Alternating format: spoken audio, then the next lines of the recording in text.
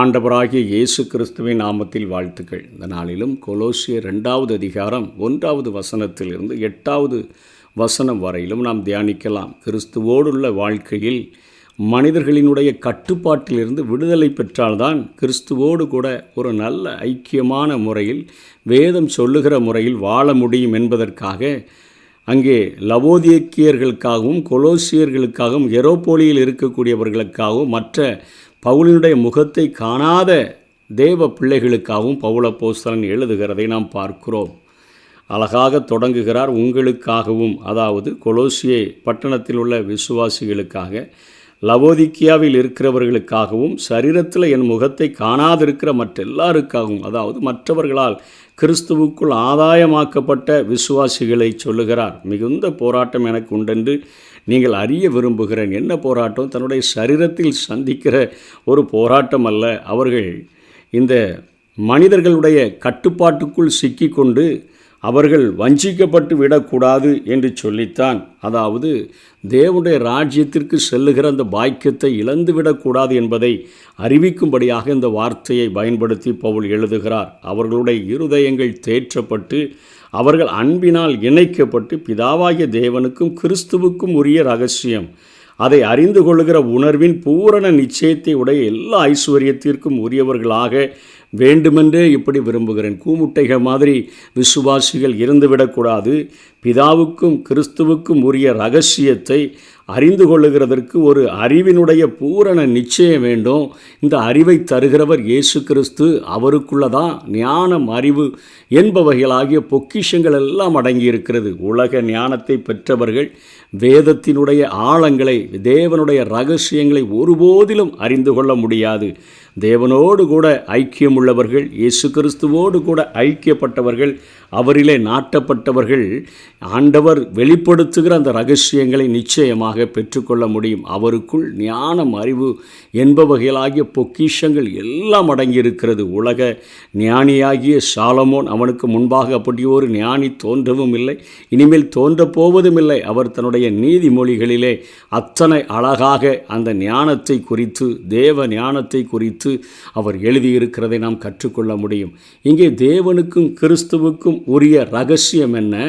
அதை முதல் அதிகாரத்திலேயே சொல்லுகிறார். 25வது வசனத்திலிருந்து 27வது வசனம் வரையிலும் ஆதி காலங்களுக்கும் தலைமுறைகளுக்கும் மறைவாயிருந்து இப்பொழுது அவருடைய பரிசுத்தவான்களுக்கு வெளியாக்கப்பட்ட இரகசியமாகிய தேவ வசனத்தை பூரணமாய் தெரியப்படுத்துகிறதற்கு அங்கே உங்கள் பொருட்டு தேவனால் எனக்கு அளிக்கப்பட்ட உத்தியோகத்தின்படியே நான் அந்த சபைக்கு ஊழியக்காரனானேன். புறஜாதிகளுக்குள்ளே விளங்கிய இந்த இரகசியத்தில் உள்ள மகிமையின் ஐஸ்வர்யம் என்னதென்று தேவன் தம்முடைய பரிசுத்தவான்களுக்கு தெரியப்படுத்த சித்தமானார். கிறிஸ்துவானவர் மகிமையின் நம்பிக்கையாக உங்களுக்குள் இருப்பதே அந்த ரகசியம். பிதாவுக்கும் கிறிஸ்துவுக்கும் உரிய ரகசியம் என்ன? அது எப்படி வெளிப்படுத்தப்பட்டது? அது சுவிசேஷத்தினுடைய ரகசியம். நம்முடைய சரீரத்தை ஆலயமாக்கி அங்கே திருத்துவம் நம்மிலே வாசம் பண்ணுகிற அந்த ரகசியத்தை குறித்து அங்கே பவுல் அப்போஸ்தலன் வெளிப்படுத்துகிறார். இது சபையின் மக்களுக்காக ஆண்டவர் விசேஷமாக கொடுக்கப்பட்ட ஒரு பாக்கியமாக இங்கே பவுல் அப்போஸ்தலன் எழுதி கொடுக்கிறதை நாம் பார்க்கிறோம். இது பழைய நாட்களில் வாழ்ந்த ஆண்டவருடைய பிள்ளைகளுக்கு மறைக்கப்பட்டிருந்தது. பழைய ஏற்பாட்டு விசுவாசிகளுக்கு, தீர்க்கதரிசிகளுக்கெல்லாம் மறைக்கப்பட்டிருந்தது. பிதாவுக்கும் கிறிஸ்துவுக்கும் தான், அவர்களுக்கு இடையில தான் இந்த ரகசியம் இருந்தது. அந்த ரகசியத்தை இந்த நாட்களிலே அவர் வெளிப்படுத்தி இருக்கிறார். அதற்கு என்னை ஒரு ஊழியக்காரனாக எனக்கு வைத்திருக்கிறார், என்னை ஒரு உத்தியோகத்தை எனக்கு கொடுத்திருக்கிறார் என்கிற காரியத்தை சொல்லி, ஆகவே உலக ஞானத்தினால் தேவனுடைய ஆழங்களை ஒருபோதிலும் அறிந்து கொள்ள முடியாது. தேவன் நமக்கு வெளிப்படுத்துகிறதற்கு தேவனோடு கூட ஒரு மிகப்பெரிய ஐக்கியம் இருக்க வேண்டும். அவருக்குள்ளதான் ஞானம், அறிவு என்பவைகளாகிய அந்த செல்வங்கள் எல்லாம் அடங்கி இருக்கிறது. கிறிஸ்துவை உடையவன் தான் இந்த ஞானத்தை பெற்றவனாக இருக்கிறான் என்று பவுல் அப்போஸ்தலன் எழுதுகிறார். சரீரத்தின்படி நான் தூரமாக இருந்தும் ஆவியின்படி உங்களுடனே கூட இருந்து உங்கள் ஒழுங்கையும் கிறிஸ்துவின் மேலுள்ள உங்கள் விசுவாசத்தின் உறுதியையும் பார்த்து சந்தோஷப்படுகிறேன். அதாவது ஆவிக்குரிய நிலையில் நான் ஜெபிக்கும் பொழுது கர்த்தர் உங்களுடைய இருதயங்களை எனக்கு வெளிப்படுத்துகிறபடியினாலே, அல்லது ஆண்டவர் அதற்கான அறிந்து கொள்ளுகிற வாய்ப்பை உண்மையான ஊழியர்கள் மூலமாக எனக்கு தந்திருக்கிறபடியினாலே நான் உங்களை நேரடியாக சரியாக பார்க்க முடியாவிட்டாலும் உங்கள் ஒழுங்கையும் கிறிஸ்து இயேசுவினும் உள்ள விசுவாசத்தின் உறுதியையும் பார்த்து சந்தோஷப்படுகிறேன் என்று சொல்லுகிறார். ஆகையால் நீங்கள் கர்த்தராகிய கிறிஸ்து இயேசுவை ஏற்றுக்கொண்டபடியே அவருக்குள் வேர் கொண்டவர்களாகவும் அவர் மேல் கட்டப்பட்டவர்களாகவும் அவருக்குள் நடந்து கொண்டு நீங்கள் போதிக்கப்பட்டபடியே விசுவாசத்தில் உறுதிப்பட்டு ஸ்தோத்திரத்தோടെ அதிலே பெருகுவீர்களாக. ஆழமான ஒரு கிறிஸ்தவ ஆவிக்குரிய வாழ்க்கையை நீங்கள் தொடங்க வேண்டும் என்று சொல்லிவிட்டுத்தான் இங்கே லௌகீக ஞானத்தினாலும், அதாவது உலக ஞானத்தினாலும் மாயமான தந்திரத்தினாலும் ஒருவனும் உங்களை கொள்ளை கொண்டு போகாதபடிக்கு எச்சரிக்கையாக இருங்கள். அது மனிதர்களின் பாரம்பரிய நியாயத்தையும் உலக வழிபாடுகளையும் பற்றினதே அல்லாமல் கிறிஸ்துவை பற்றினதல்ல என்று சொல்லுகிறதை பார்க்கிறோம். உலக வழிபாடுகளை பற்றினதே அல்லாமல் கிறிஸ்துவை பற்றினதல்ல. இன்றைக்கு லௌகீக ஞானம், மாயமான தந்திரம், பாரம்பரிய நியாயம், உலக வழிபாடுகள் ஆகியவற்றை பற்றி கொண்டு தேவனை மறந்து வாழ செய்யும் போதனைகளுக்கு எச்சரிக்கையாக இருங்கள் என்று பவுல் போதிக்கிறதை பார்க்கிறோம்.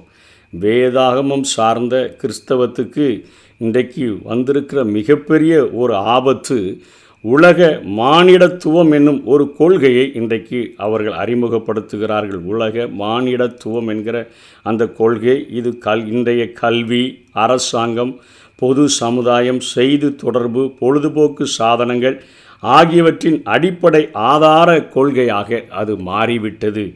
ஆகவே தான் இன்றைக்கு கிறிஸ்துவோடுள்ள வாழ்க்கையில் மனிதர்களுடைய கட்டுப்பாடுகள் இந்த மானிடத்துவம் என்கிற ஒரு உலக மானிடத்துவம் என்கிற ஒரு போர்வையிலே நம்மை பிரித்தெடுக்கக்கூடியதாக இருக்கிறது. இந்த உலக மானிடத்துவம் என்னும் கொள்கை போதிப்பது என்ன? மனித இனம், உலகம், அதிலுள்ள படைப்புகள், ஜீவராசிகள் அனைத்தும் திடப்பொருள், சக்தி இவை சேர்ந்தவைகள் ஆகும். இவை இரண்டும் சேர்ந்து ஒரு அனுமானுஷிய சக்தியால் இணைந்து இப்போதுள்ள உருவத்தை பெற்று இயங்குகின்றன என்று போதிக்கக்கூடியதாக இருக்கிறது. மானிடர்கள் ஒரு தனிப்பட்ட கடவுளால் படைக்கப்பட்டவர்கள் அல்ல. ஆழ்த்துவம் உள்ள மாறாத கடவுளை அது ஏற்றுக்கொள்ளுகிறதில்லை. மனித இனத்துக்கு தேவனால் அருளப்பட்ட அருள் வாக்கே வேதாகமம் என்பதையும் இந்த மானிடத்துவமானது மறுக்கக்கூடியதாக இருக்கிறது. மனிதனுடைய கண்டுபிடிப்பில்லாமல் அறிவு இல்லை என்று சொல்லி மனிதனுடைய அறிவை பெரிதுபடுத்தி காண்பிக்கிறது. மனிதனுடைய காரண காரிய சிந்தனை தான் மனித வாழ்வின் நெறிமுறைகளை தீர்மானிக்கிறது. இதன் மூலம் உலகின் மாபெரும் அதிகாரி ஆகிவிடுகிறான் என்றும் அது போதிக்கிறது. கல்வியின் மூலமும் பொருளாதார சமநிலை ஏற்படுவதன் மூலமும் இன்றைய மனத்தத்துவ முறைமையின் படியும் மனிதனுடைய ஞானத்தின்படியும் மனிதனுடைய நடத்தையை மாற்றவும் முன்னேற்றம் ஏற்படுத்தவும் முடியும் என்று சொல்லித்தான் இந்த முறையானது போதித்து கொண்டிருக்கிறது. அறநெறி சார்ந்த ஒழுக்க நெறிகள் முழுமையானவைகள் அல்ல. அவை மனிதர்களுக்குள் இணைந்தவை. எது மனிதனை சந்தோஷப்படுத்துவது, அவர்களுக்கு இன்பம் தருவது, சமுதாயத்துக்கு அதனுடைய தலைவர்கள் வகுத்துள்ளபடி நன்மை தருவது என்பவற்றினுடைய அடிப்படையில் தான் ஒழுக்க நெறிகளானது வகுக்கப்படுகிறது. வேதாகமம் சார்ந்த ஒழுக்க நெறிகளானது இந்த உலக மானிடத்துவம் என்கிற அந்த கொள்கையினால் மறுக்கப்படக்கூடியதாக இருக்கிறது. மனிதனுடைய ஆசைகள் நிறைவேறுதல், திருப்தி, இன்பம் போன்றவைதான் அவர்களினுடைய வாழ்வின் மிக உயர்ந்த நன்மை என்று அவர்களால் அங்கீகரிக்கப்படுகிறது. மனிதன் கடவுளை நம்பவோ சார்ந்திருக்கவோ செய்யாமல் வாழ்க்கையில் துன்பங்கள், மரணம் போன்றவற்றை சந்திக்க கற்றுக்கொள்ள வேண்டுமென்று சொல்லி இந்த உலக மானிடத்துவமானது போதிக்கிறது. மானிடத்துவத்தினுடைய இந்த கொள்கை சாத்தானால் ஆரம்பிக்கப்பட்டது.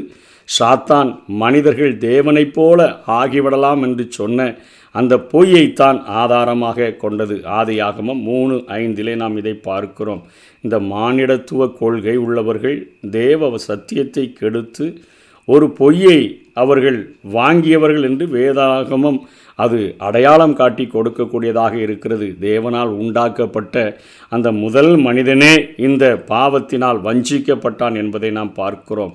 படைத்தவரை வழிபடுகிறதற்கு பதிலாக படைக்கப்பட்ட பொருள்களை கடவுள் என்று வழிபடக்கூடிய நிலைமைக்கு இந்த கொள்கையானது தள்ளிவிடுகிறது. ரோமர் 1:25 பார்க்கிறோம். எல்லா கிறிஸ்தவர்களும், போதகர்களும், பெற்றோரும் தங்கள் குமாரர்களும் குமாரத்திகளும் இத்தகைய மானிடத்துவ கொள்கையின் போதனைகளுக்கு செவி கொடுத்து விடாமல் பார்த்து கொள்ள வேண்டும். இக்கொள்கையின் கருத்துக்களை மனதில் புகுத்தி அது ஒரு அறிவு சக்தியாக மாறக்கூடியதாகையால் அதன் தவறுகளை சுட்டி காண்பித்து ஒரு தெய்வீக கடிந்து கொள்ளுதலோடு நடந்து கொள்ள நாம் அறிவு புகட்ட வேண்டும் என்று சொல்லித்தான் நாம் வேதத்திலே பார்க்கிறோம். ரோமர் 1வது அதிகாரம் 20-32 வரை, 2 கொரிந்தியர் 10வது அதிகாரம் 4-5 வசனங்களிலே, 2 தீமோத்தேயு 3வது அதிகாரம் 1-10 வரை, யூதா 4வது வசனத்திலிருந்து 20வது வசனம் வரையிலும் நாம் பார்க்கும் பொழுது எல்லா கிறிஸ்தவர்களுக்கும் போதகர்களுக்கும் பெற்றோரும் தங்களுடைய குமாரர்களும் குமாரத்திகளும் இத்தகைய மானிடத்துவ கொள்கைக்கு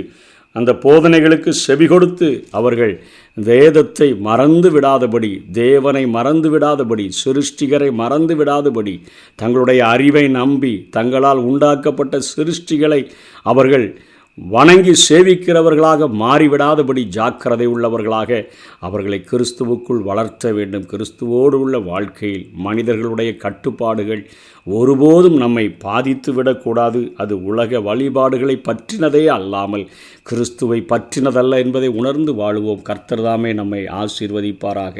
ஆமென்.